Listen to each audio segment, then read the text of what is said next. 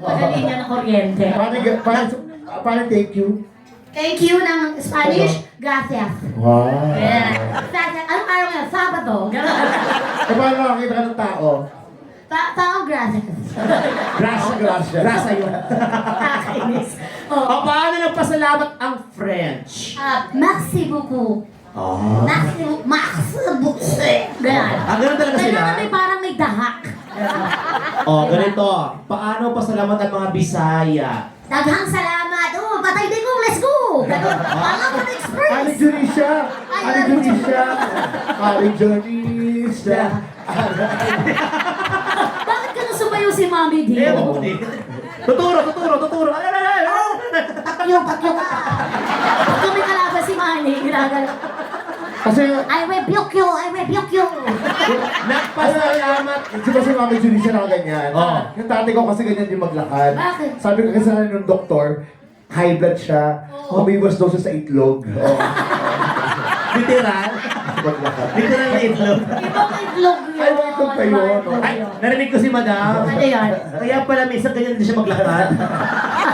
Iniwasan yung itlog.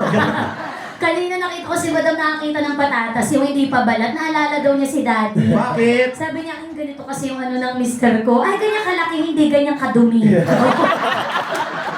Ang gulo ni Mami. Totoo ba? Masyado kasi na kami naging close sa pila. Ay, in fairness sa inyo ha.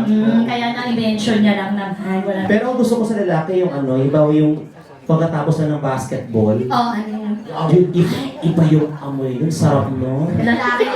Oo, pag nirab mo yon, pwede mo nang ilagay sa sinigang. Yung talagang tinatawag na itlog na maalat. Oo. Yung talaga yun. At matapos talaga yan, kakanta tayo ng Sharon Cuneta. Meron pala tayong team na nanonood dito.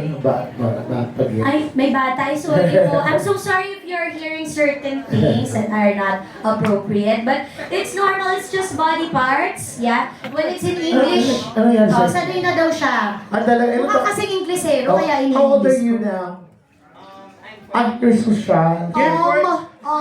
Yung pinapakain sa kanya ng mama Hindi. niya. Ganito, kasi Gen Z yan. So, this time, segment, mag-uusap-usap tayo ng Gen Z type. For real? Like Gen Z. Yeah. I'm kinda like low Sandali, parang ibang Gen Z yung sa'yo.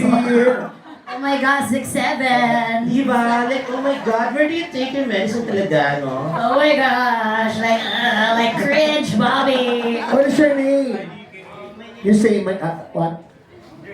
Drake. Ang ganda ng pangalan, no? Ang mayaman. Drake, samantalang sa amin, ang mga pangalan doon, Bek. Oo nga, Diosdado nga, gano'n nga, gano'n. Pedro. Si Konsensya. Pulong. Pedring, Pero mga gano'n. sa Boy Ponga. Mga mayaman ng mga Drake na pangalan. Parang sa school, di ba pag ang section mo, Oo. mga saint, Oo. mayayaman ng mga eskwela, Saint Augustine. Yan, private. Yes. Private school. O kaya mga magaganda, mga virtue. Yes. Kunyari, 2 patience, mga ganyan. Ay. 3 obedience. Ano yan, private school. Private school pang mayaman, pero pag public school, kagaya ko, Andres Bonifacio Elementary Oo. School, 1 Champaka. Ganun ang pangalan. Kung hindi, kakahuyan, gulay, Bulaklak.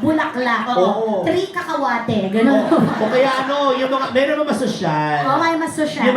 Yung mga gemstones. Gemstones ka pagka matalino ka na sa diamond section ka. Ayan, diba? 4 garnet, mga Yes. ganon. Ako nga nung ganyan din ang section ko, 3 aluminum. Oo. Ang Ang taray! mga klase mo, lubog yung mga mukha ko. Ibang aluminum foil. Mga adik yung kaklase. Kasi nga public kasi ako na. Tapos papapasok ka na kasi na Diyang na diyang. Ganon talaga kasi ibang-iba talaga ang demographic, damang-damang. Demographic. Demographic. Ano yan? Spell nga yan? Grupo na lang grupo. GRU-P-O. Ang hirap, pinag-spell pa. But ganun talaga ang mga Drake, ganyan. Pag pogi ang bata, Drake, Matthew, Pag hindi masyado. Tutoy. O kaya pa ba, ganun naman. Boy Bato, mga gano'n. No? Boy Bato. Ganun Oo. mga tawag. Where do you go to school? I'm sorry? Where do you go to school? Holy Redeem o ano? Holy Redeemer School of Chihuahua. Tapos kinain. Pag hindi maintindihan ang pangalan ng school, pang mayaman. Oo. Pangmayaman. Where is it located? Naik ka? Naik. Oh, naik my God. paggawa ng rubber shoes. Correct.